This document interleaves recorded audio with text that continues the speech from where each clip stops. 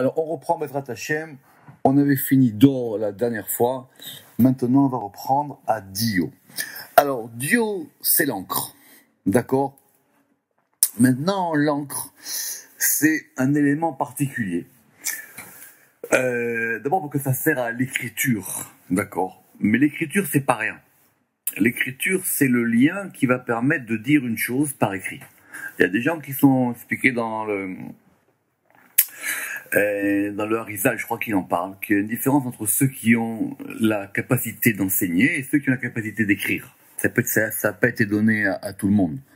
Par exemple, le Harizal il pose la question de savoir pourquoi est-ce que Rabbi Shimon Bar Yochai, qui était l'élève de Rabbi Akiva, c'est Rabbi Shimon Bar Yochai qui a été l'instigateur du Zohar, alors que Rabbi Akiva, lui, il l'a pas fait. Parce qu'il y a des gens qui étaient capables d'enseigner, d'autres qui sont capables d'écrire. Donc c'est un grand sujet, l'encre. On verra aussi, par exemple, dans le signe prophétique qui est la fin des temps, on dit qu'il y aurait un signe sur la tête des gens, et des fois il y a un signe qui est un signe d'encre, et des fois il y a un signe qui est un signe de sang. Rabbi Abraham Abou-Lafia, il parle aussi de ça, et il dit que le signe de sang, apparemment, c'est un signe de mort, et le signe d'encre, c'est aussi un signe de vie. Alors, Dio, c'est la Bina. Ou Pirouche est l'explication. Que Moshia Dio Shachor, de même que l'encre, elle est noire, Ve'na'elam, et c'est caché. De même la Bina, qui représente le Olam Haba, le monde qui vient. De même la Bina, qui est le Olam Haba, Na'elam, c'est quelque chose qui est caché. Ve'ena Olam Haba, Moussag, et ce monde qui vient, il n'est perceptible, et là, allié chez Mashrir Adam Atzmo Ba'olam Hazeh, que pour celui qui est capable de se noircir dans ce monde-ci. Alors c'est une expression un peu particulière. C'est-à-dire quoi, se noircir dans ce monde-ci? Alors c'est en fin de compte une Gemara dans Iruvin. Dans Iruvin en 22a. Iruvin 22a, et c'est la vie de Rabat. Il dit que pour acquérir la Torah, c'est uniquement celui qui est capable de se rendre, de se noircir lui-même sur les paroles sur les paroles de la Torah. Faut voir la Gemara là-bas. En tout cas, ça veut dire que il est capable d'étudier la Torah jusqu'à En ha-Torah mitkayemet ela b'mi shemachshir atzmo alea. La Torah ne se maintient que pour celui qui est capable de se noircir, de se fatiguer. Il faut voir toutes les explications là-bas qu'on peut avoir sur cette notion de Olam Haba. C'est toute la Gemara dans Iruvin. Donc ça, c'est lié à l'encre.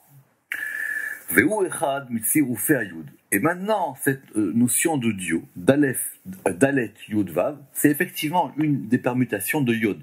Parce que Yod, ça s'écrit Yud Vav Dalet. Et Yod, c'est le Chorma. Donc l'une des permutations du mot Yod, qui signifie Yod, qui est la Chorma, ça donne l'encre. Parce que comme je l'ai dit, l'encre, la Chorma, elle passe par l'encre, pour celui qui est capable d'écrire des paroles de Torah. Et c'est ça que et c'est ça que Rabbi Shimon Bar Yochai il a expliqué dans le Zohar, dans le Sefer Raya Me'emna, à propos du verset Ve'asu Aaron Atseshitim, lorsqu'on devait faire l'armoire du tabernacle. Dayan. Alors Dayan, normalement, c'est le juge, mais c'est le juge qui va prononcer une sentence, parce qu'il y a une différence entre les shoftim et il y a une différence entre les dayanim. Alors, donc dans le fait d'être dayan, c'est-à-dire de faire sortir une sentence, c'est quelque chose qui est lié effectivement à la force, à la gvura, parce qu'il faut être capable de trancher, il faut être capable de dire ça c'est bon, ça c'est pas bon, celui-là il est coupable et celui-là il est innocent. Simplement, dans le Raya Me'emna, Mekomot Shonim, et à des endroits divers, il expliquait là-bas que Tiferet Mitzad HaMalchut Nikra Dayan, que c'est pas simplement la Gvura, c'est Tiferet du côté de la Malchut.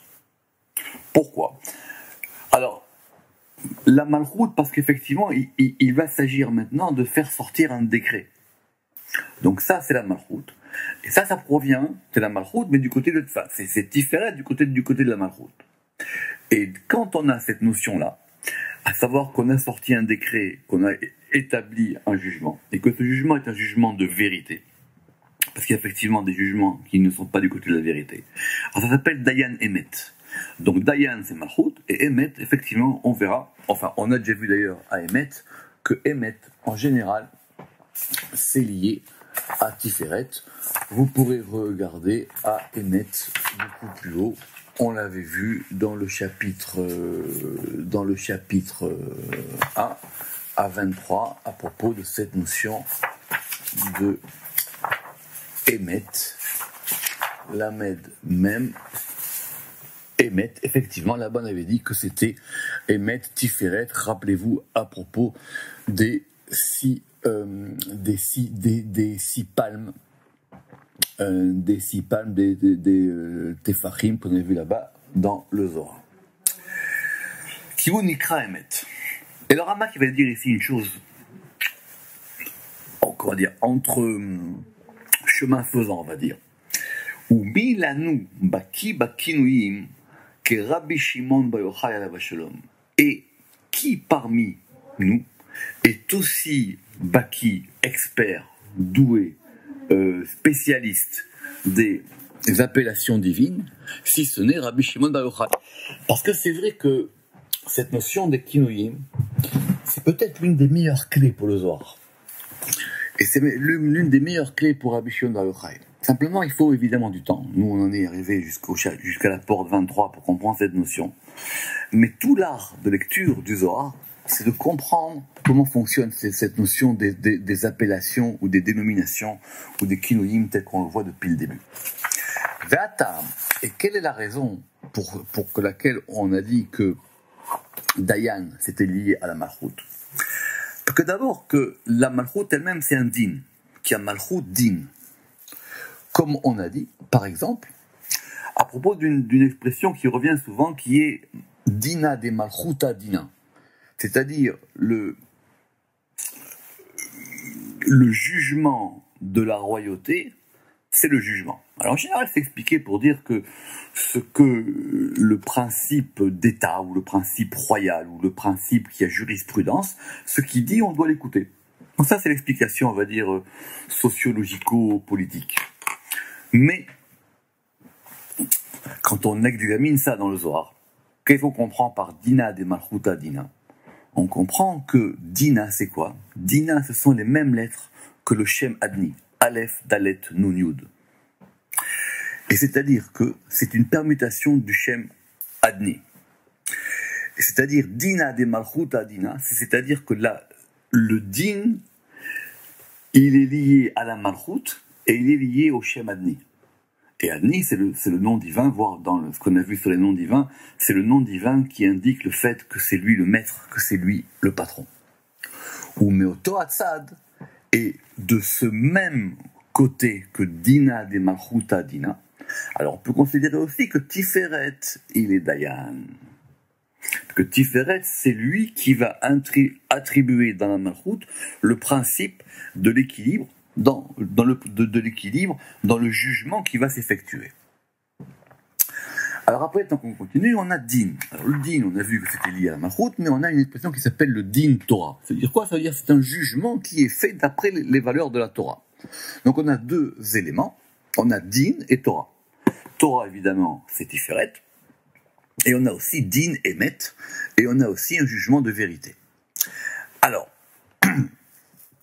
les deux, effectivement, c'est lié à la Malchut, c'est lié à la Shrina, mais effectivement, à chaque fois, relié à Tiferet. Et la Shrina, elle s'appelle Veinikret Din, Minataam Shepirashnut, c'est le nom de l'explication qu'on a donné plus haut. Et elle s'appelle Emet, Veinikret Emet Vetora, et ça s'appelle Emet et Torah, du côté, effectivement, de Tiferet, comme on vient de le dire, parce que c'est dans Tiferet que se trouve le Emet, la vérité, et la Torah, comme cela sera expliqué quand on arrivera à l'article Torah. Et maintenant, le fait de dire que Tiferet, il est Emet et Torah, il faut donc évidemment distinguer la notion de Emet, de vérité et de Torah. Masheben Emet ve Torah, et effectivement, cette distinction qui est entre Emet et Torah, elle sera expliquée lorsqu'on verra ces notions les unes après les autres. Et c'est effectivement expliqué dans le Raya Mehemna à propos d'un principe qui est comment est-ce qu'on fait un jugement, et qui dit, et à propos de ce verset qui dit, Lotiye achare rabim leatot, tu ne dois pas être d'après la majorité pour les suivre lorsqu'ils font quelque chose qui n'est pas bien. Alors maintenant, on va faire deux notions importantes, une qui s'appelle dar. Alors, dar, c'est assez complexe, parce que ça veut dire le fait, alors c'est écrit dalet rafina, ça veut dire le fait de briser quelque chose, dar, d'accord. Shemen zachadaria, c'est le fait aussi que de l'huile, elle est concassée, donc elle va être pure. Mais ça peut aussi désigner une personne, quand une personne, elle est brisée. C'est-à-dire, en général, ça désigne... C'est un pauvre, mais c'est un pauvre qui est encore plus pauvre. C'est-à-dire, c'est plus qu'un indigent. C'est quelqu'un qui a eu des épreuves. C'est expliqué dans le Tikkunim que ce degré de dar, ça s'applique à Yesod. Pourquoi? Parce que comme je l'ai dit, dar, c'est Dalet et Raf, donc ça fait 24. Et 24, ça correspond aux 24 lettres de la deuxième phrase du Shema Israël. Alors c'est un zohar assez compliqué, on l'a déjà vu quand on a fait la journée d'études sur le Shema Israël. Le Shema Israël est composé de deux phrases. Une phrase qu'on dit à voix haute, Shema Israël Hashem Elokeinu Hashem Echad, qui est composée de 25 lettres. Et il y a une deuxième phrase, Baruch Shem Kevod Malchuto Le'olam Vaed, qui elle est composée de 24 lettres. Pourquoi 25 et 24? C'est toute la question. Et c'est parce que comme il manque un degré dans cette phrase d'en bas, parce qu'on peut pas, littéralement, elle dit quoi cette phrase? Elle dit qu'on veut proclamer la royauté divine, Baruch Shem Kevod, le nom de son honneur, de sa royauté, Malchuto Le'olam Vaed, elle doit être dans le monde et au-delà. Ou dans le monde et pour toujours. Or ça, comme on ne peut pas le faire, on la prononce cette phrase à voix basse, parce que le temps n'est pas encore venu, sauf évidemment le jour de Kippour, comme c'est connu. Donc ça, c'est le degré de Yesod. Parce que lorsqu'il n'a pas eu cette plénitude-là, c'est-à-dire lorsque ce degré de Yesod, ce degré du tzaddik, il ne reçoit pas l'influx. Ou ka'asher yeshbo shefa. Maintenant, lorsqu'il va recevoir l'influx, lorsque ce degré de Yesod, il reçoit l'influx, alors, et qu'il va recevoir l'influx ou Meberacha et les eaux de la bénédiction, c'est-à-dire il reçoit le flux des bénédictions d'en haut, alors le dar va s'inverser et devient un kad. Alors c'est quoi un kad? Un kad, c'est une cruche. C'est ce par quoi on déverse l'eau. C'est ce par quoi on va déverser de l'eau. Et donc, comme effectivement ici, les bénédictions vont se déverser, alors Yesod, il va devenir la cruche par laquelle l'eau va se déverser. Il y a un très très beau zohar dans le Tikkun Zohar sur le fait que quand Eliezer il a été pour chercher une femme pour Yitzhak, Rivka, elle a pris la cruche et elle a versé de l'eau. Là-bas aussi, il y a marqué cette notion de kad. Et donc ça s'appelle kad, parce que maintenant c'est comme une cruche, ou kad malemaim, c'est comme une cruche qui est pleine d'eau, donc elle déverse, c'est de l'abondance. Mais maintenant, lorsque cet influx ne passe pas, alors là, va s'appliquer un verset qui est connu, qui dit Nahar Yechera Veyavesh. C'est comme un fleuve qui est dévasté et qui est asséché. Et donc maintenant, il s'appelle Dar. Et c'est pour ça qu'on a le verset qui est marqué dans les Tehillim, Al Yashov Dar Venirlam, il ne reviendra pas, Dar, oppressé et honteux. Donc notez que cette notion de Dar Kad, d'accord, Dar Kad, effectivement cette notion de 24. Et lorsqu'on va rajouter un He, et donc on va avoir Dacha. Alors Dacha, comme on a rajouté un He, on descend maintenant d'un degré et on va être dans la Malchut. La Malchut nikret Dacha, Besod Achisaron. Lorsque la Malchut, elle va être manquante. Mais lorsque la Malchut, elle n'est plus manquante, mais elle est abreuvée par un influx qui vient d'en haut, alors elle s'appelle Kada. Parce qu'il y a un kad masculin qui a Yesod, et il y a un kada, une cruche féminine, qui est liée à Malchut, Besod Amilouy, lorsque, par le secret du fait qu'elle soit emplie, qu'elle soit pleine, et ça sera expliqué lorsqu'on arrivera, si Dieu veut, à la lettre kad, et on verra ces notions de kad et de kada. Il y a une expression à propos de Dar, qui vient dans les psaumes, qui est Doriam. Alors Doriam, c'est dans les psaumes 93.3, et en général, là-bas, c'est expliqué à propos de l'eau. Et alors, selon les traductions, on dit que c'est soit l'eau qui... Alors, rappelez-vous que Dar, on a dit que Dar, c'était quelque chose qui était cassé, qui se brisait. Alors, soit ça désigne le ressac de la mer. C'est comme quand la mer se brise. Ou c'est quand le fait que, par exemple, la mer, elle se casse contre une digue. Ça, ce sont des expressions, il faut voir comment c'est traduit là-bas dans les psaumes 93.3. Mais dans les Tikkunim, on explique là-bas que la Malchut du côté de Yesod, elle s'appelle Doriam. Évidemment, on a dit que Dar, c'était lié à Yesod. Mais ici, on a Doriam, c'est-à-dire Dalet, Raf, Yod, Mem. C'est comme si on avait Dar et Yam. Dar, c'est le côté de la brisure de Yesod qui ne reçoit pas l'influx, et Yam, c'est la mer, c'est la Malchut. On verra si Dieu veut quand à Yam, comment est-ce que la mer, MER, c'est la Malchut. Et c'est-à-dire que Dar, je répète, c'est Yesod, Yam, c'est la mer de la Malchut de ce côté de Dar, qui ne reçoit pas l'influx. Pourquoi? Parce qu'effectivement, ce degré de Malchut, il est en dessous du degré de Yesod. Et le degré de Yesod, lorsqu'il est brisé, il ne peut pas déverser son influx et la satiété dans la Malchut. Et de même, et parce que aussi la Malchut, elle est totalisée dans les 24 lettres, ce qu'on avait dit de Baruch Shem Kevod Malchuto Le'olam Vaed, et parce que ces lettres-là, elles sont dans Yesod, plus exactement ici il dit le Ramak. Et ça sera expliqué, c'est expliqué dans la porte des 50 portes à propos de la Bina, parce que c'est la Bina qui va déverser ce degré-là. Et maintenant, on va faire les Lamed Dal.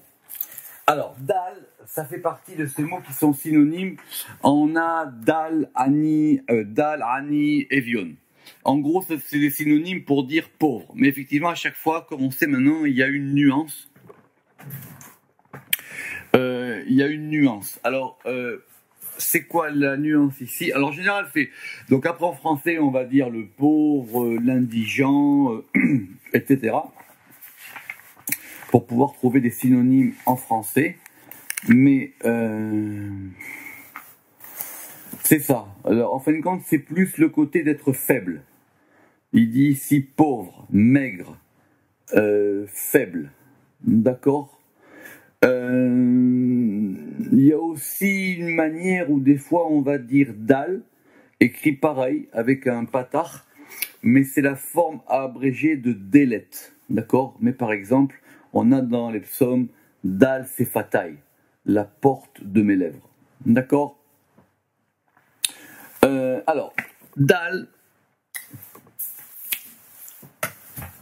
nikra tzadik. Alors, dal, c'est lié à tzadik. Pourquoi est-ce que dal, c'est lié à tzadik tout d'un coup? Normalement, la pauvreté, ce qu'on va voir, elle est liée à la malchut. Parce que la malchut, elle n'a rien d'elle-même. Ce qu'on va voir maintenant.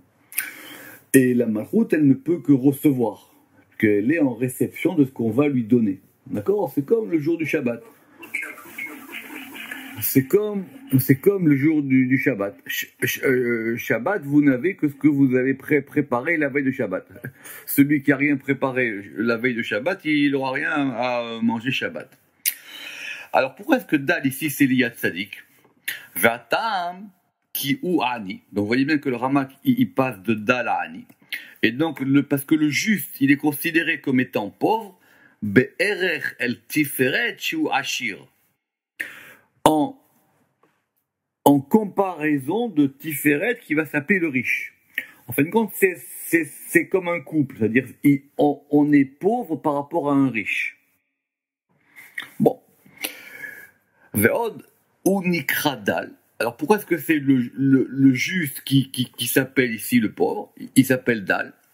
Mishum mitam. Alors, des letle migarme klum.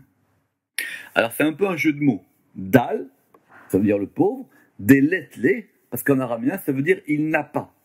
Des letle migarme klum, il n'a rien qui lui appartient à lui. Mais cette définition qu'on trouve ici, normalement, elle est appliquée à la malchoute. Mais alors, qu'est-ce qui fait que le juste, il peut se retrouver comme n'ayant rien? Beshat agalut, c'est au moment de l'exil. Besod atzadik avad, dans le secret du verset dans Isaïe qui dit le juste a perdu. C'est-à-dire c'est quand le juste il reçoit pas l'influx, donc il se retrouve lui aussi démuni, dépourvu, et c'est pour ça qu'on va l'appeler Dal. Et évidemment, ve'od narir beinyan be'erer ani, et on verra ça de façon plus approfondie quand on arrivera à la lettre Aïn pour comprendre le mot de Ani qui lui aussi désigne pauvre. Et il y a un texte du Zohar dans Raya Mehemna qui va justement parler de ces deux notions de Ani et de Dal. Mais en tout cas, si il est Dal, si le juif s'appelle Dal, alors quand ça s'appliquera à la Malchoute, comme je vous ai dit, c'est quand même là normalement que ça s'applique le plus, alors la Malchoute, comme c'est un féminin, elle va s'appeler Dala. D'accord? Elle va s'appeler la pauvre ou la pauvresse. Parce que Dal, effectivement, c'est un masculin. Donc, si c'est un masculin, ça s'applique à un degré masculin. Donc, ici, c'est pour ça qu'il a appliqué au juste. D'accord? Donc, si c'est lié à la malchoute, ça s'appelle Dala, comme c'est connu. Et ça sera expliqué, effectivement, plus tard. Bezrat Hashem. Alors, maintenant, Dalet Lamed, maintenant, on va faire Dalet Mem. Alors, Dalet Mem, c'est le sang d'âme. Alors le sang, évidemment, c'est quelque chose d'important. Il y a l'interdit du sang, etc. Il y a eu la plaie d'Égypte sur le sang. Donc c'est une notion assez importante. Alors, encore une fois, le Ramak, il ne va pas faire de généralité. Il dit simplement, voilà, il y a des textes du Zohar qui vont expliquer. Peut-être qu'il y a d'autres textes, mais en tout cas, dans le Zohar, voilà. Donc il peut faire que ramener des éléments quand c'est expliqué. Il se trouve que dans le Zohar de Shir HaShirim, on va expliquer cette notion de dame. Alors, dame, comment c'est fait? C'est fait avec un dalet et un même sophite. Notez bien que quand on verra la lettre dalet dans Sha'ara Otiyot, on expliquera effectivement plus précisément cette lettre-là. Mais en général, comme on a dit dalet, comme c'est marqué dans le Tikkun Zohar, dalet en général, je répète, ça indique effectivement ce degré de pauvreté, ce degré d'indigence, on va dire. Mais ici, on a un dalet qui est lié à un mème. Or, le mème final, il a la particularité d'être la seule lettre de l'alphabet, en tout cas avec le samer, en tout cas la lettre finale, qui est complètement fermée. C'est une lettre fermée de toutes parts. D'accord? En gros, c'est comme une espèce de carré. C'est un carré fermé. D'accord? Tikkun Zohar, il explique ça à propos de la seule occurrence dans la Torah où on a un mème final en milieu de mots. C'est un verset qui dit « Ou la marbe à Misra », comme on avait traduit pour l'agrandissement du ministère. D'accord? Ou la marbe à Misra. Or, ce même final, donc final, d'accord, il indique la bina. Pourquoi est-ce qu'il indique la bina? Biota setuma, be même setuma. Parce que la bina, c'est quelque chose qui est fermé, c'est caché. En gros, ce même-là, il indique comme un sceau, comme quelque chose qui est fermé, qui est clôturé, qui est verrouillé. Chez Bemem Setuma, chez Lo le Hashpia, parce que c'est un degré qui, c'est pas donné à tout le monde d'accéder à ce degré du même. Donc ce degré du même fermé, n'oubliez pas quand même que la bina aussi, on pourra l'associer à d'autres lettres. Hein. Par exemple, vous vous rappelez que quand on avait vu par exemple Aïn, On avait dit Aleph Yud Nun, quand on a dit que c'était quand Dieu il avait créé à partir du rien, du Aïn, on avait dit que Aleph c'était Keter, Yud Chochma et Nun Sofit Bina. Donc c'est pas aussi simple que ça, je répète. En tout cas, ce même-là, il indique le degré de la Bina en tant qu'elle est fermée. Quand la Bina, on va lui associer par exemple le Nun final, ou justement le contraire, le Nun c'est une lettre finale, c'est une lettre qui va descendre. Donc c'est le côté de la Bina en tant qu'elle va influer. Mais ici, le même final, c'est en tant que cette lettre-là, elle n'influe pas.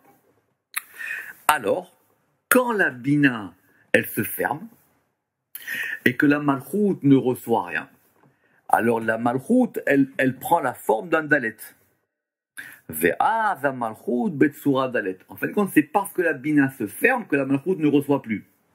N'oubliez pas que Malchut et Bina, les deux, ils sont en parallèle.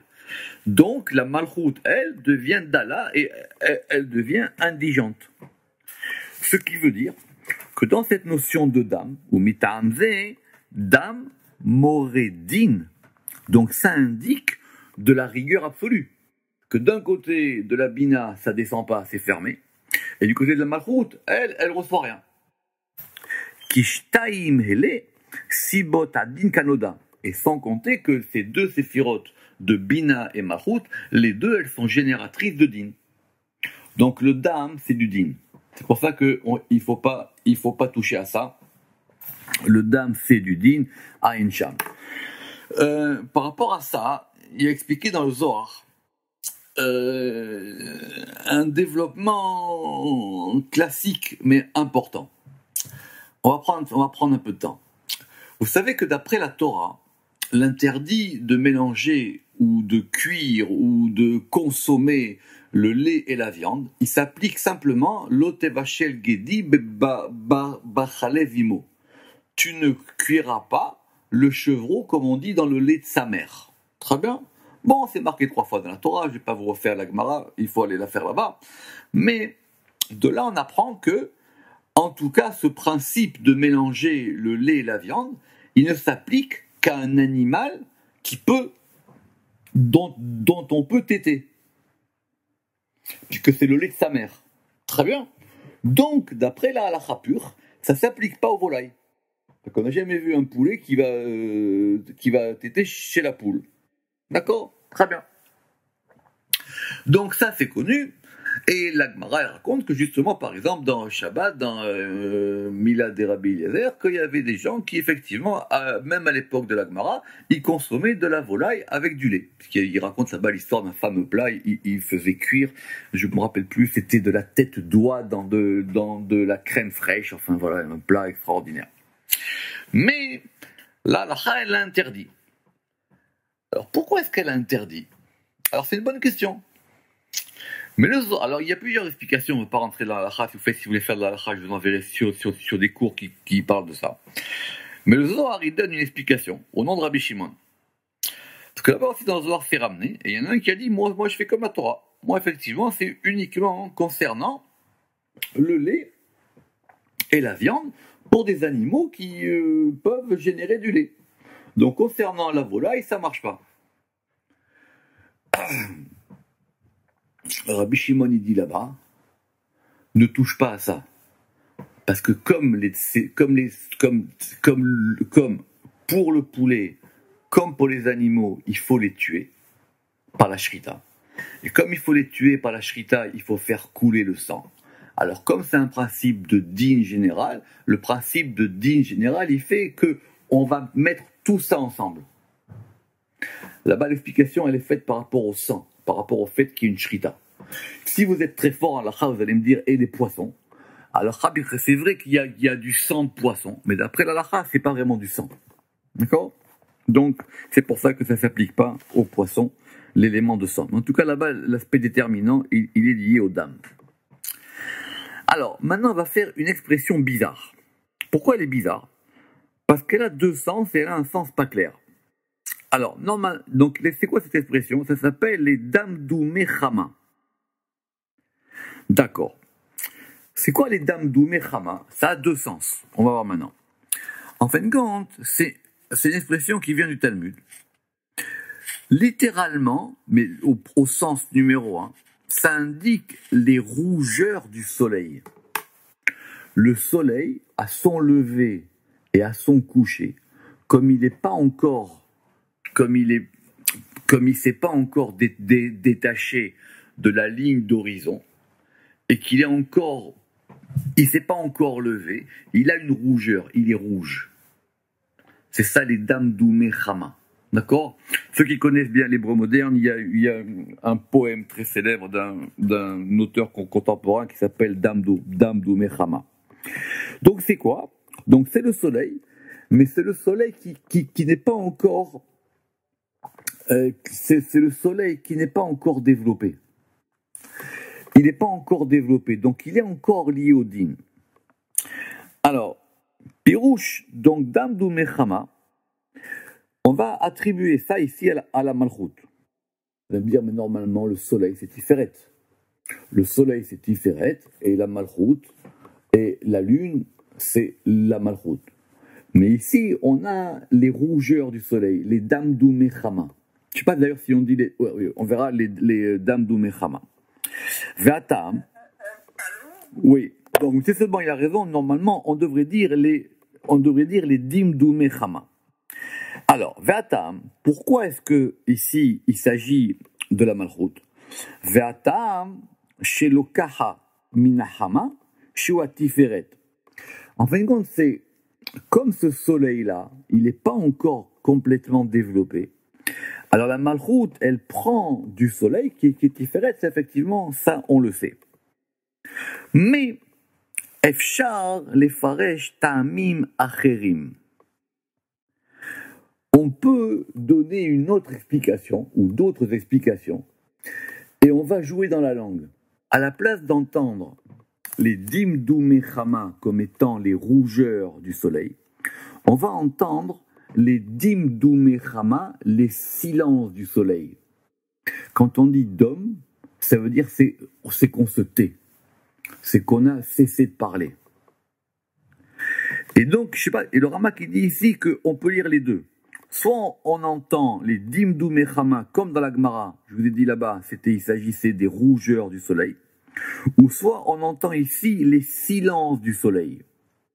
Ve'efshar lefaresh ta'amim acherim shesham ne'elam ve'domem ahama ve'eno nishma. Le soleil se tait et on ne l'entend pas. Ça veut dire que, alors vous allez dire que, alors c'est assez intéressant, que les deux sens se rejoignent. Quand le soleil, il est encore entouré des rougeurs du crépuscule, il se fait pas entendre, il se fait pas voir. Donc c'est pour ça qu'on peut passer d'un sens à un autre. Bien qu'effectivement, c'est juste simplement une manière de ponctuer, parce qu'entre les damdou mechama et les dimdou mechama, on peut entendre effectivement soit la racine de dam, ou on peut dire même les sangs du soleil. C'est ça. Donc, soit ce sont les sangs rouges du soleil, S-A-N-G, ou soit ce sont les silences du soleil. En tout cas, c'est un degré de soleil qui n'est pas encore établi. OFSHA, et d'ailleurs dans l'Agmara là-bas, pourquoi on parle de ça? Parce qu'on parle de ça parce que justement, à partir de quel moment on va considérer que le soleil se lève pour pouvoir commencer à faire la prière.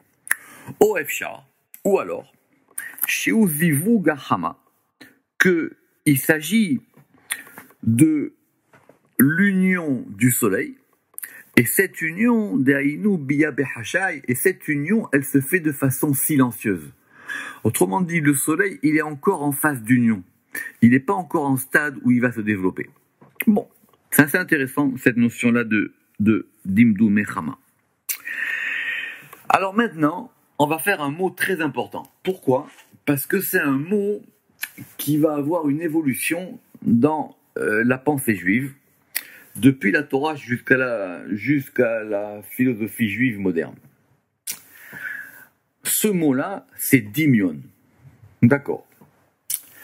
Alors, et pour pas faire de bêtises, il n'y a pas d'autre choix que de l'entendre d'abord dans son étymologie.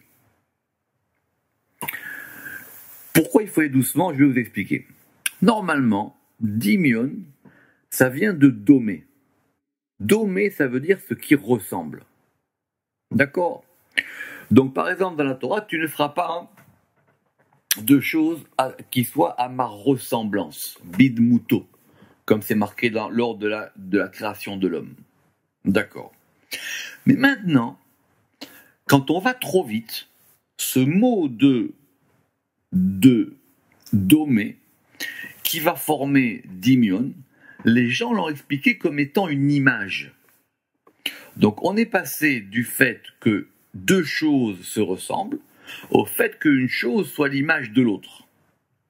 Et le fait qu'une chose soit l'image de l'autre, du coup, on est passé de la ressemblance à l'image. Et de l'image à l'imaginaire. Le dimion, par exemple chez Maïmonide, ça représente la faculté imaginative. C'est-à-dire la faculté que l'esprit ou ce que vous voulez a de former des images. Mais c'est pas comme ça qu'on va l'entendre ici. Dimion, c'est le lieu où on va avoir une vision des choses. Parce que si on dit que c'est l'imaginaire, alors effectivement, dans la philosophie juive, on sera obligé, par exemple, de distinguer la faculté rationnelle de la faculté imaginative. Mais ici, il faut être beaucoup plus prudent. Et vous allez comprendre pourquoi. Donc, c'est quoi cette notion d'imaginativité, on va dire, même s'il faut que le mot il soit un peu lourd? C'est la malchoute. Pourquoi c'est la malchoute? Alors d'abord pour une raison simple, c'est que le lieu où les choses vont prendre une forme et vont avoir une image, c'est dans la malchoute.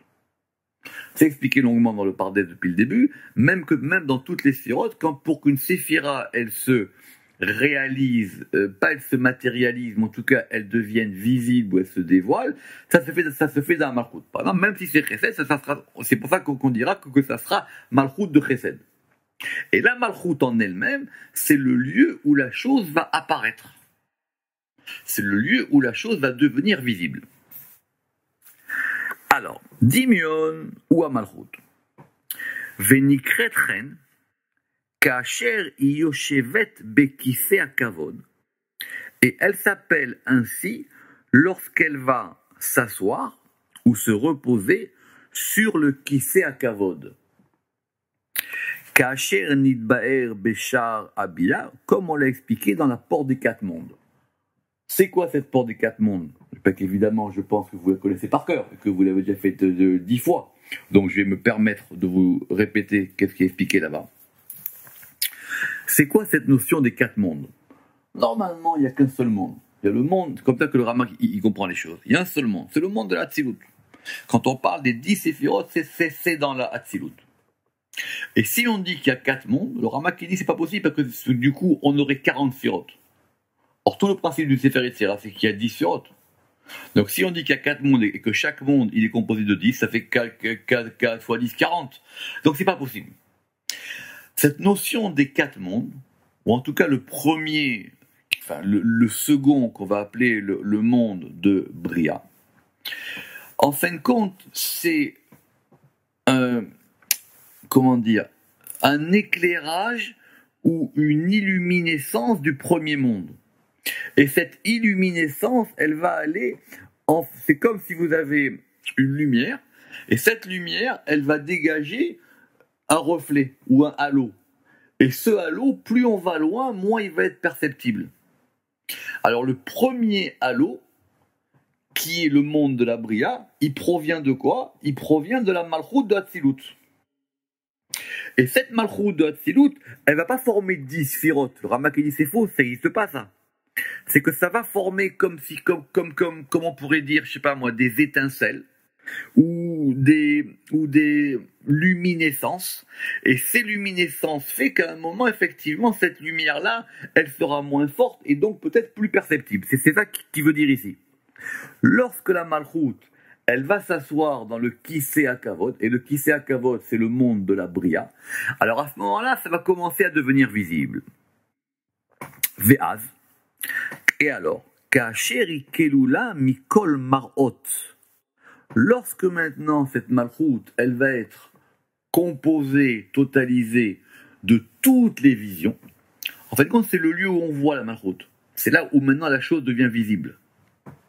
De toutes les visions, ou partsoufé Nevi'im et de tous les visages des prophètes, elle s'appelle Dimion. C'est le lieu, en fin de compte, ici, il faudrait peut-être traduire Dimion comme étant le lieu de la visibilité. Le lieu, c'est pour ça que le lieu de l'imagerie. Peut-être ça serait beaucoup mieux, voilà, de l'imagerie, si on veut garder image, plutôt que de l'imagination. C'est le lieu où, comme on dit, l'imagerie dans le sens pictural. En tout cas, c'est comme ça que Rabbi Shimon Bar Yochai, il a expliqué dans les Tikkunim. Et voilà ce que c'est marqué dans les Tikkunim. Al-Shem, des kol parsoufim des nevihe ba, lorsque toutes les images ou les visages des prophètes sont en elle, inun re-reshimin, ils sont inscrits en elle, itkare dimion, elle s'appelle dimion. Très bien. Qu'est-ce qui se passe? Pour deux raisons. Comme tout le monde sait, les prophètes, ils voient des images. Alors c'est une grande question, on ne va pas revenir là-dessus, c'est expliqué dans Or HaSichel en long et en large, cette notion de la vision prophétique, et ça ne manque pas des textes là-dessus. Mais ce qui choque l'esprit occidental non juif, c'est qu'on a l'impression que le prophète, il est un peu en deçà, quoi. Il voit une image, comme on a vu plusieurs fois, il voit Sir Nafouar. Il a vu une marmite bouillante. Alors c'est ça l'histoire, oui. Parce que l'image, c'est le plus haut degré de la vision dans la prophétie. D'accord? C'est un autre sujet. Ve'akavana, chez Midgalimba, ça veut dire que maintenant, et donc, ces images-là, elles sont des choses visibles. Le prophète, il voit une image. Il a vu une image. Il a vu une marmite bouillonnante. Cette marmite bouillonnante, ces images-là, elles sont dans la malchoute. C'est pour ça que la malchoute elle-même, elle va s'appeler l'imagerie des choses. Ve'akavana, chez Midgalimba, Kola Inyanim, toutes les choses, à Middamim, qui sont donc données à voir, Beneviye Emet, par les prophètes de vérité, et les prophètes de vérité, où est-ce qu'eux ils sont? On a vu ça plusieurs fois, c'est Netzach et Od. Donc la Malchut, c'est le lieu de réception de l'imagerie de la prophétie. Et c'est en ce sens-là qu'elle s'appelle Dimion. Rabbi Moshe Piresh Milazo Banetzach. Et Rabbi Moshe, il a expliqué ce mot-là à propos de Netzach, mais l'essentiel, il est comme nous on a expliqué, parce qu'effectivement, la prophétie, les Néviés, comme il a dit le Zohar, des Chol Partsoufé des Néviés bas, ça s'applique à Netzach et Od, donc Ve'aikar Kede Pirashnu, et l'essentiel, il est comme on l'a expliqué. Si on a compris ça, alors on va comprendre maintenant la notion de Dmuta Adam. C'est quoi Dmuta Adam? C'est dans la Torah. On a dit que Dieu, il a créé l'homme à son image. Donc c'est l'image de l'homme, Dmut Adam. Donc vous avez bien compris qu'on a deux termes. On a Dmut et Adam. Adam, c'est Tiferet. Dmut Adam, c'est Malchut. D'accord? Rappelez-vous, c'est toute cette difficulté qu'on a quand on va traiter des mots composés en hébreu. Donc Dmut Adam, c'est la Malchut. Et c'est comme ça que c'est expliqué dans la Tikkun Zohar. He Zeira, le petit E, c'est-à-dire le E de Yud Kevavke, le dernier E, le E de Malchut. Dmut Adam, c'est l'image de Adam. Adam, c'est Tiferet. Ba Ishtalim Yud Kevavke, et c'est dans ce E-là que va se compléter le Yud Kevavke. C'est le lieu auquel on va accéder à la vision. Donc on a Adam et on a Dmut Adam. Donc la vision de Adam, c'est Adam qui va se rendre visible dans la Malchut. C'est très subtil, mais j'espère que c'est clair. Alors, on va maintenant faire un sujet très important, les démaot. C'est quoi les démaot? Ce sont les larmes. Alors effectivement, je vous répète depuis le début, pourquoi est-ce que tous ces mots-là, on les prend de façon très précise? Parce qu'on va dans la Torah les appliquer aussi bien à l'homme qu'à Dieu.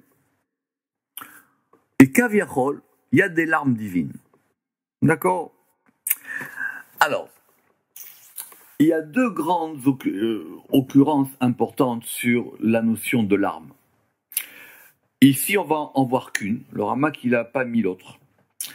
Alors, je commence par celle que le Ramak ne va pas parler. Celle qui ne va pas parler parce qu'elle sera expliquée dans le Zohar, elle sera expliquée dans les Echalot, quand on a dit là-bas que toutes les portes sont fermées, sauf la porte des larmes. D'accord?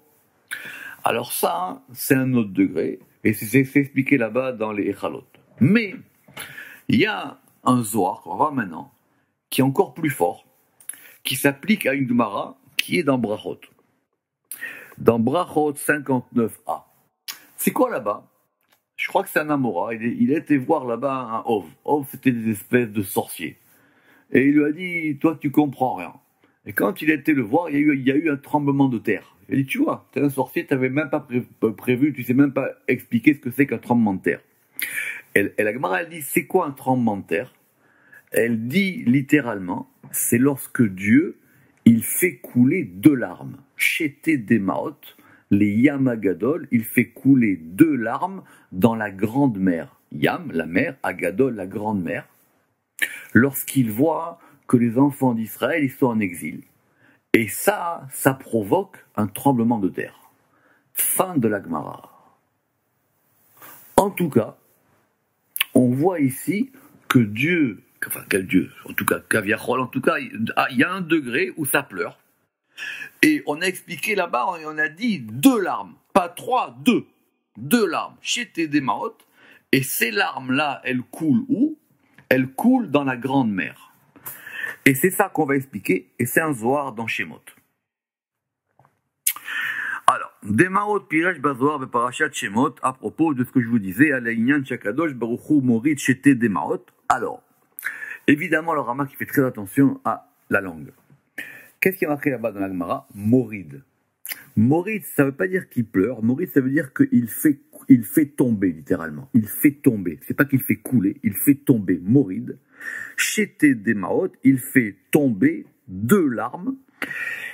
Les Tor Ayam Agadol à l'intérieur de la grande mer. Alors, vous savez que déjà dans la Gemara, quand on a des images comme ça, il y a beaucoup d'explications qui ont été données, etc. Mais le Zohar aussi va revenir là-dessus. Et donc, voilà ce que le Zohar dit. Tnan. Be'asara kitre malka. Dans les 10 couronnes du roi, Yesh shete demaot et Akadosh Baruchu. Il y a 2 larmes pour Akadosh Baruchu. Alors évidemment, il faut faire attention à chaque mot du Zohar. Alors, c'est quoi ces 10 couronnes du roi? Alors, il faut comprendre qu'il s'agit de 10 sphirotes. Et sur les 10 sphirotes, il y en a 2 qu'on va appeler larmes. Il y a 10 sphirotes, et il y en a 2 qu'on va appeler larmes. Lesquelles sont, on verra plus tard. VM, Chété, Midot, Din, et elles correspondent à 2 attributs de rigueur. Sheadin, Ba, Mishtehen, parce que le Din provient de ces 2-là. Donc, sur les 10 sphirotes, il y en a 2 qui vont provoquer du din, et ce din-là, ça va être des larmes. Comme c'est marqué, par exemple, dans Isaïe, chez Tahim Ine Korotaïr. Alors, Korotaïr, ici, c'est pas facile, mais c'est traduit là-bas comme 2 choses vont arriver. D'accord? Ça vient de Milachon Koré, c'est-à-dire de quelque chose qui va t'arriver, des événements. Donc, il y aura 2 événements, chez Tahim, pour revenir à cette notion de 2. Et c'est quoi? Lorsque Dieu, le Kadosh Baruch Hu, il se souvient de ses enfants. Il se souvient de ses enfants, évidemment, en exil. Morid Otam, il fait descendre ces 2 larmes, les Yam Agadol, dans la grande mer, chez où Yam Achorma, qui est la mer de la sagesse. Donc notez, Yam Agadol, Yam Achorma. Pourquoi notez-le? Parce qu'évidemment, on aura un article Yam. D'accord? Alors, il fait descendre ces 2 larmes, les Yam Agadol dans la grande mer, chez où Yam Achorma, qui est la mer de la Chorma, les Hamtikam, pour les radoucir. Parce qu'une larme, c'est salé. Et ces larmes-là, quand elles vont descendre dans la Yam Achorma, ça va les radoucir. En tout cas, c'est comme ça que je comprends. Veofer midat adin, les midat rahamim, et donc l'attribut de rigueur va se renverser pour devenir l'attribut des miséricordes, ou merachem alehem, et à ce moment-là, Dieu, il a pitié d'Israël. Il va avoir des miséricordes pour Israël. Amar Rabbi Yehuda. Et Rabbi Yehuda, il dit, chez Tedemaot, ces deux larmes, chez Mehem Baim Ademaot, c'est de ces deux larmes que proviennent les larmes, et c'est de Adèle que vient le din. Pourquoi? Parce qu'en général, quand on pleure, c'est qu'on a été confronté à une rigueur. C'est qu'il y a quelque chose qui vous a fait, qui vous a fait mal, ou qui vous a fait souffrir, ou qui vous a peiné. Donc les larmes, c'est les conséquences du din. Évidemment, quand il vous arrive quelque chose de bien, alors en général, vous souriez. D'accord? Donc ici, on comprend des larmes du din. Alors maintenant, le Rama qui dit comment est-ce qu'on va comprendre ce texte du Zohar? Ou pire au chaud. Mais voilà. Alors, chez Temidot Sheldin, Yesh Beser Sirot. Donc le Zohar vient de nous dire explicitement qu'il y avait deux attributs de din dans les 10 Sirot. Alors, Vef Shariotan, Gvura Veod. Alors, quelles peuvent être ces deux séphirotes qui vont provoquer du din? On dit soit ça peut être Gvura et Od, évidemment, parce que les deux sont sur l'axe de gauche. Chez Shteen din, qui dépirage tout, parce que les deux sont din, comme on l'a expliqué dans les portes précédentes. Ou alors, c'est Gvura et Malchut. D'accord? Verishon Ika, et il dit, moi je préfère en rester à la première explication, à savoir que c'est Gvura et Od. Donc on a dans les 10 séphirotes, deux séphirotes qui vont procurer du din, Gvura et Od. Il ne peut pas dire autre chose, d'accord?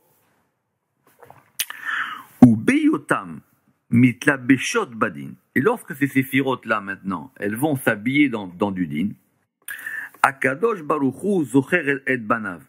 Le Kadosh Baruch Hu, il va se souvenir de ses enfants. Ça veut dire quoi? Pirouche, comme je vous ai dit, Atsa'ar chez Sovlim Israël, c'est-à-dire la peine qu'Israël doit supporter pendant l'exil.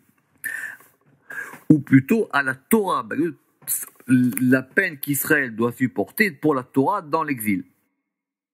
Et donc ces deux larmes-là, parce que d'après le Pshat, ça veut dire Dieu il voit la peine d'Israël et donc il fait couler deux larmes.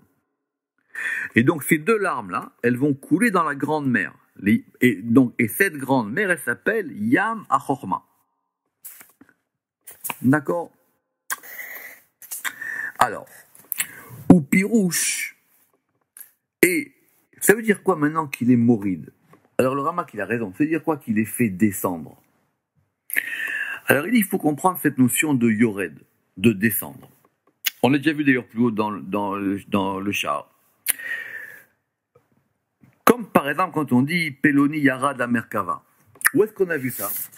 On a vu ça quand on avait vu Gechizayon. Quand on avait vu qu'il y avait une vallée de la prophétie. Pourquoi? Parce qu'on a vu là-bas que le prophète, il doit descendre. Yored. Et quand on a cette expression de Yored, par exemple, on a Yored la Merkava. Quelqu'un qui va descendre dans les secrets du chariot céleste. C'est comme ça qu'il faut comprendre. C'est-à-dire, c'est pas qu'il descend dans le chariot. Yored la Umka. Il va descendre dans la profondeur des choses. Comme il a dit là-bas. Om Ramzal a Yored la Merkava. Shiormek advarim istartam. C'est-à-dire qu'on va descendre dans le secret de la chose. On va descendre à l'intérieur de la chose. Donc maintenant, ces larmes-là, elles vont descendre. Ma'ale otam, et donc, littéralement, elles descendent, mais d'un côté, elles montent. C'est-à-dire qu'on va les faire pénétrer dans un degré particulier. Et c'est quoi ce degré? Chez Mitor, Dakutan, Ve'umkan, Yikra Aliyah, Elehem Yerida. Et mettez-moi ça dans toutes les couleurs du stabilo que vous voulez. C'est tellement subtil, c'est tellement profond, que cette montée-là, on l'a appelée une descente. Notez ça. Chez Mitor Dakutan Ve'umkan, Yikra Aliyah, Elehem Yerida. Le Rachash, il reprendra ça mot pour mot. Ce qu'on appelle une descente, c'est par rapport à une montée. Quand on dit par exemple dans le Rachash que le dimanche, il est plus bas que le Shabbat, il dit oui, mais c'est par rapport au Shabbat d'après. Mais par rapport au Shabbat d'avant, on a progressé. Ce qu'on appelle une irida, c'est en fin de compte une irida par rapport à une aliyah. Très important ça. Donc en fin de compte, c'est tellement subtil comme montée qu'on a appelé ça une descente. C'est ça la descente de ces larmes. Et par exemple, à propos de la prière, qu'est-ce qu'on dit? Ayored lifnei ateva, dans la Gemara. Ça veut dire celui qui va descendre devant le pupitre pour prier. Il descend ou il monte? Alors ça, il y en a qui ont expliqué que Yored lifnei ateva, c'est parce qu'avant, il y avait une espèce de fosse et que celui qui fait la prière, le chazan, il devait descendre des marches. Mais ça veut dire aussi qu'il monte. C'est-à-dire que comme il va monter, maintenant cette montée, elle est tellement subtile qu'on l'a appelée une irida. Et par exemple, quand on a dit, et il y a beaucoup d'expressions, par exemple, quand on dit Peloni Yarad les soldats, quand on dit, lui, alors, littéralement, Peloni un tel, Yarad, il est descendu, les soldats, il est descendu jusqu'à la fin d'une connaissance. C'est quoi il est descendu? C'est-à-dire qu'il était jusqu'au bout. Donc il a monté. Ou Yarad les soldats, quand on dit, il a compris exactement ce que je voulais lui dire. Shakavana Aliyah, parce qu'ici, ce qu'on désigne, on désigne une montée. Vekamuhar, Vekemuem Rabim, et il y a de nombreux exemples dans ce sens-là. Donc je reprends. On a deux sphirotes de Din, Gvura et Od. Ces deux sphirotes de Din, elles vont en fin de compte faire monter un degré. Il y a du din, et Dieu il voit que ce din-là, Israël, c'est dur pour eux en exil, donc il va faire monter ses larmes. En fin de compte, c'est pas qu'il les fait descendre, c'est qu'il les fait monter. Et elles montent où? Les Yam Agadol, dans la grande mer qui s'appelle Yam HaChorma. Très bien. C'est quoi cette Yam HaChorma? C'est la Bina. Pourquoi? Parce que tout le monde sait que la Malchout s'appelle la mer, on verra évidemment Yam, mais on l'a déjà vu. Et il y a la petite mer et il y a la grande mer. On parle de l'océan. Et donc Yam Agadol, c'est la Bina. Ou quand bien même, on va dire que donc c'est Yam à Chorma, c'est-à-dire la mer de Chorma. Or Chorma, c'est dans quoi est-ce qu'il va se déverser? Il va se déverser dans la mer qui est la Bina. C'est pour ça que ça s'appelle Yam HaChorma. Venikret Yam Agadol. Et comment, et pourquoi donc Bina, on va l'appeler aussi la grande mer? Biota Shofaat Bagedula, parce qu'elle va maintenant influer dans la Gedula, dans le grand qui s'appelle Chesed. Qui s'appelle Yam Agadol. Venikret Yam HaChorma, et elle s'appelle aussi la mer de la Chorma. Biyota mityachedet ima chorma, parce que maintenant il y a deux notions ensemble. Il y a Yam et Chorma. Donc c'est quand Yam et Bina et Chorma vont s'unir. Biyota mityachedet ima chorma ve'a chorma mashpaat ba, et que la Chorma elle va déverser dans la Bina des miséricordes. Donc elle s'appelle maintenant la mer, c'est-à-dire le lieu dans lequel la Chorma va déverser son influx. N'oubliez pas, c'est un mot très important, cette notion de Yam HaChorma. Ve'az, imit maleet mihalav besod aloven. Alors maintenant, cette mer qui s'appelle la Bina, elle va recevoir cet influx de Chorma. Et cet influx de Chorma, c'est un influx blanc. Littéralement, il a dit ici du lait, parce que ça correspond à la blancheur supérieure. Donc elle reçoit un influx, elle reçoit du chesed, elle reçoit de la blancheur d'en haut.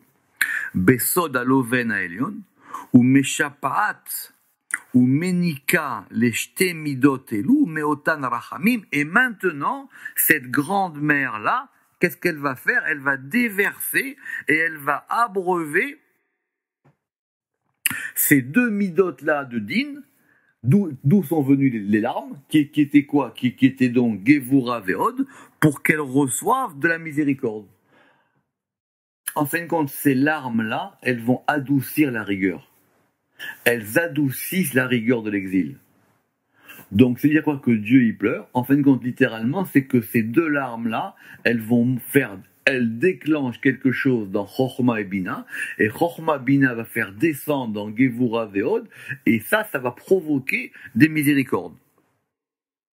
Ve'a vinyan melaeten rochatzot bachalav. Et ça correspond à un verset dans le Cantique des Cantiques. Quand on a dit là-bas que je crois elles sont lavées par le lait. D'accord? Donc c'est Melet Bachalav, comme on l'a expliqué dans Shamot Vanaga au chapitre Yud. Ou Beyot, et Neagvura, Rochatzot. Et là-bas, le verset, il dit que mes yeux, dans Shirachirim, les yeux sont lavés par le lait. Ou Beyot, et Neagvura, Rochatzot, Bachalavaem. Et donc, maintenant, ces yeux de la Gvura, parce que c'est eux qui versent les larmes. D'accord? Puisqu'on a dit qu'il y a 2 larmes, en fin de compte, il y a une larme par œil. Donc, ces yeux-là, maintenant, ils vont recevoir le lait. Ils reçoivent le lait de qui? Le lait qui provient d'en haut de la Bina. Nefechet el arachamim. Donc maintenant, ça va se renverser en miséricorde. Et cette rigueur vers din yid batel. Et le din, maintenant, il est annulé. Et vous avez compris pourquoi c'était dans Shirachirim. C'était à propos du verset des yeux qui sont lavés dans le lait. Baruch Adonai Leolam. Amen ve Amen.